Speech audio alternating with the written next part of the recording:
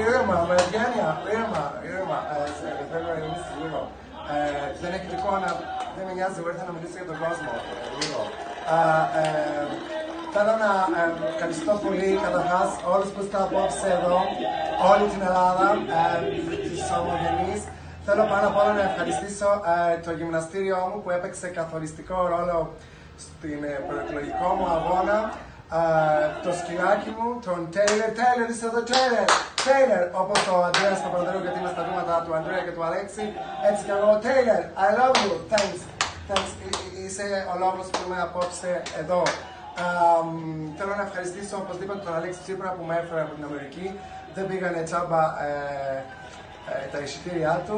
Θέλω να ευχαριστήσω και τον Κυριάκο Μητσοτάκη που με πήρε τηλέφωνο για καλή σταδιοδρομία. Εξάλλου υπηρετούμε το ίδιο αφεντικό τους Αμερικάνους, οπότε είμαστε στην ίδια εταιρεία. Ευχαριστώ πάρα πολύ, ευχαριστώ, θα είναι η αρχή, είμαστε το φως, είμαστε στο στρας, είμαστε Σωθήκαμε!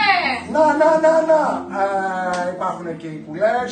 Θέλω έτσι ειλικρινά να σας ευχαριστήσω, σύντροφοι, συγγνώμη, ρήμη του λόγου. Ειλικρινά σας ευχαριστώ όλους και θέλω να σας πω ότι είμαστε στο φως, εσείς με επιλέξατε στο στρας. Δεν έχω και η ατζέντα μόνο, έχω και άλλα πράγματα, μαζί θα αλλάξουμε κυριότερες τα πάντα. Σας ευχαριστώ πολύ, Taylor. Ευχαριστώ πάρα πολύ. Παπά, I love you.